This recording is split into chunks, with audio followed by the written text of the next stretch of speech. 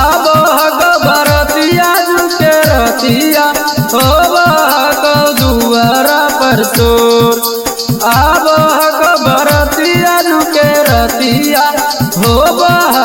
दुआरा पर सुर अगे आंगना के बीचे मरवानी से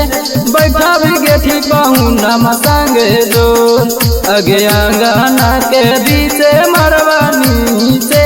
बैठा भी गेठी दुल्हा संगे जोर आगे जाही जोगे हमर करे जावा जहरा बदिया अपने हाथ से गो आगे जाही जोगे हमर करे जावा जहरा बदिया अपने हाथ से गो आंगना के बीचे मरवानी से बैठा भी गेठी पहुना संगे जो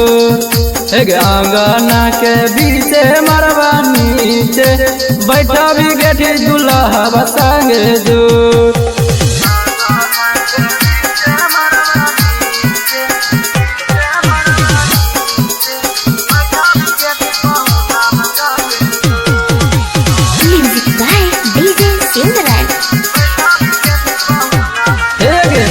रोज रोज फोन बातू कर रही किसान से आज कैसे चल जबी फॉर्चूनर में चल के गे रोज रोज फोन बातू कर रही किसान से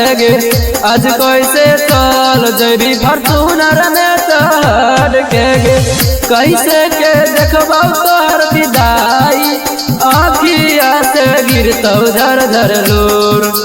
कोई से के देखबौ तोहर विदाई आखिया से गिरतौ झर झर लोर आंगना के बीचे मरवानी से बैठा भी गेठी पहुना संगे जो आंगना के बीचे मरवानी से बैठा भी गेठी पहुना संगे जो